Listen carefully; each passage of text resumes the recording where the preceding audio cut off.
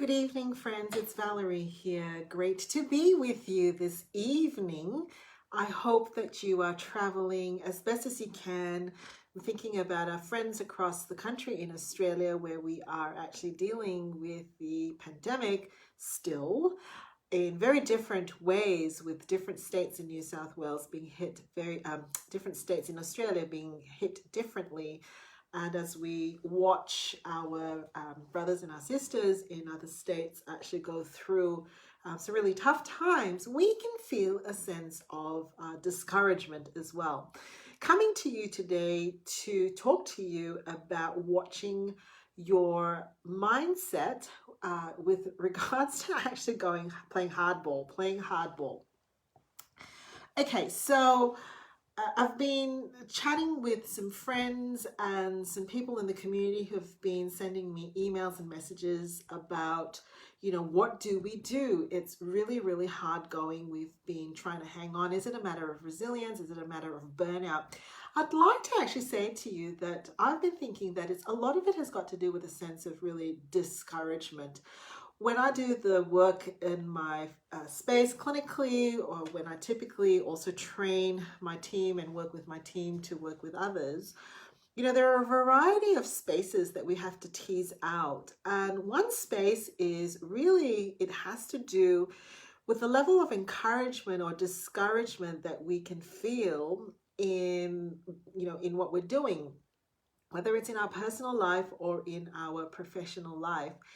And I want to say that at the point where you're feeling quite discouraged, it's really time to play hardball. For me, hardball just means like you really go hard. You really, take you take the ball by the reins, if you like, and you say, not today, not on my watch. And what are we actually talking about? We're actually really talking about our mindset. I've been chatting with a dear friend this week and just watching them go through the motions of discouragement, rightly so, understandably so, and looking at just how much of a roller coaster that is, when you're trying to find the courage and the conviction to do the things that you believe are right, and at the same time you're trying to fight off the voices in your head and maybe even the voices around you that are really quite critical. And in my mind, I'm thinking, at some point, my friend will actually need to get up on their horse and ride again. Now, I want to say something about this. I think when we talk about resilience and getting up on the horse and saying that real bounceability, I do think sometimes we get this superficial, one-dimensional view, which is like, no matter what I'm feeling, no matter what the road ahead is like, I'm just going to get back on the horse and keep riding the same way I was riding, the same path I was going through, in the same way that I was riding. And that doesn't necessarily mean resilience. If we actually really look at grit is that ability to face adversity and to find different ways, different pathways to keep going in the direction that you're going, sometimes through a detour, sometimes through different ways. So,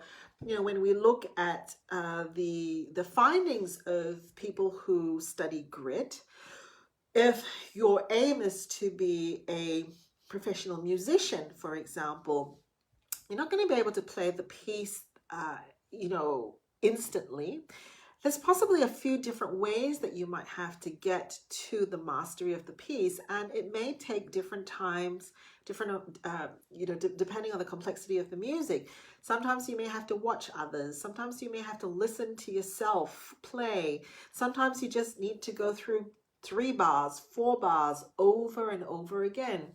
And it's really not meant to be this prison-like experience or even this unrealistic gung-ho experience of just saying, let's get back on the horse and just going to do the same thing and just keep riding. I heard this week something that I really, really like, and that is resilience is about getting up. It is also about rebuilding. And sometimes when you're rebuilding, you change the schematics. You change the way that you do things. You change the way that you've been doing things. And sometimes we might have to admit and say, the way that we did it before, maybe that wasn't such the best way. Grit, I think, is the concept that says in the midst of adversity and in the midst of challenges and in the midst of detours, it's still worth to keep going. Sometimes that means going a different way. Sometimes it means changing the team that we're on. Sometimes it means reevaluating our timelines and our expectations. Nevertheless, grit is about moving and taking the perspective that you can grow. A bunch of my posts that you've been seeing statically, the little picture quotes, have been talking about things that may be hard to understand. And that's largely because, oh, hello. And that's largely because I've been talking in terms of the context of being kind to yourself, to actually say that you can change your mind, about saying that, yes, sometimes we do need to check our blind spots and just see whether, that the turn that we took or the direction that we're making, that we're taking, is still a good one, is still a wise one, is still a good fit. That's being gritty. So resilience really isn't about getting back on your horse and then just keep going blindly, or, not taking some time to evaluate.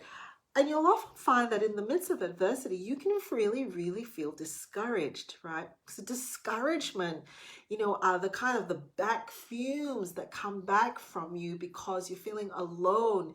You're feeling like you've lost your courage to keep going. The voices around you are overwhelmingly critical. Now that's where you've got to play hardball. Very often in my work, I say we have to pursue encouragement. We have to pursue joy. And joy isn't this superficial, happy clappy type experience where I just put on some music and I bop to the beat and I'll feel happy. Joy is really being able to anchor really deeply to your convictions, to the things that matter, to be able to link to the people who see those same things that matter as you do. It's about reaching back to, the things that matter, to a hopeful space, to community, to people, to friends, to doing more of the things that bring you a sense of joy. Another conversation that I had this week is probably one of the best, or I don't know whether it's the best, but it's one of the quickest ways that I have found to work in the space of discouragement. And, when your motivation and your purpose conviction tanks are really low. As you know, I'm on sabbatical. I still have my programs out there, so you can go to valerieling.com and still access me via, or consume me. I've recently heard someone say that, consume me via the products that are there, and we're adding more and more each day. But I've realized that sometimes I just need to be a friend and connect with people and say, look, I still want to talk to you. I may not be clinically doing any work, but I still want to talk to you. And we had this conversation, and it was like, so I'm a Christian and I pray, right? Before I have any kind of encounter, I was like, how can I give to this friend of mine what I can give in the time that I have that will really just give them encouragement? And I decided it's one of my favorite activities to do because I do it myself too. I decided to actually do with them the 20 things that you could be doing because you can, and for the joy of it, and because of the growth that you have been through. And in the conversation, we just talked about, okay, let's talk about the adversity that you've experienced. Let's talk about the experiences that you've had. Let's talk about the different roles that you've played, the skills that you've acquired, the wisdom that you've gained. Let's look at all of that now. And I want you to just go, 20 things that you could do. 20 things that you could do. What would that look like? It's about embracing the possibility that you can reinvent what you do based on a conviction. So if I were to say to myself, like, what are the 20 things I could do? I don't censor it. I would love to work in a publishing house. I would love to work in an education institution. I would be really, really chuffed to go and do a TAFE course, for example, and get some hospitality qualifications, because at the sort of in all of that, is the opportunity to interact with people, to be of service, and to feed people, whether it's by knowledge or food or interaction, hopeful tomorrows, right? So that's what I would be doing. Now, I know that there are practicalities. Like, I am not going to be the chef. I'm not going to be able to go to MasterChef today. 15, 20 years down the line, who knows? I know that I'm not going to become, the ambassador for Chile or Cuba. Do they even have ambassadors? I don't know. I know that, right? However, who says I can't work within a diplomatic community in some capacity? So pursuing joy, pursuing encouragement, that's the thing you've got to play hardball with. And you've really, really got to watch your mindset there, and to ensure that you're asking yourself whether you're having time to reflect. Is it all kind of reactive at the moment without even the opportunity to take 90 seconds just to pull back and to pause? Are you having the ability to put on paper, whether it's physical paper or a virtual paper, 20 things I'd love to be doing, 20 reasons why I'm here? I think I've been listening to the Thirsty Merc song, 20 good reasons why. Anyways, that's probably why I've got 20 things. But ironically, I probably do say 20 things, although maybe I say 25 things or 10 things, depending on, how much time I have with the person. 20 people I'm doing this for. Okay, 5 people that I wake up every morning for. 3 things in my day that really just give me the sense that this here, this is what it's about. I do want to say, because I don't want to minimize, when you are depressed, when you have clinical levels of distress and anxiety and depression, that's really hard to do on your own. And I should not and do not and will not minimize that we can't do this by ourselves. When you're really down in that space where it's just so hard to grasp a positive thought or a positive mindset about yourself, where the self-loathing and the hopelessness is really set in, you need to do that with professional help. So hear me. Remember that winter is upon us in Australia, possibly not where you are listening to this. And we just put out a call to our clients, as we do every year, to say, look, just stock take right now. How are you feeling? If you haven't been through the practice in 12 months, just do a stock take, because we often find that this is the season where our mood can really shift. So please don't do this on your own. Please reach out for help. At this point in time, there are ways to get access still to online resources, for example, that you can tap into. Do know that it's not about minimizing those really, really deep set levels of distress and patterns that have been happening, particularly, like I said, if your sense of hope has really shifted. So play hardball.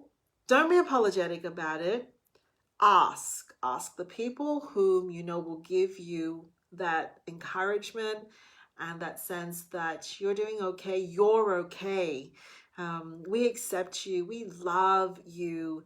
I was very, very privileged this week to meet with a dear mentor of mine. She's a dear friend as well.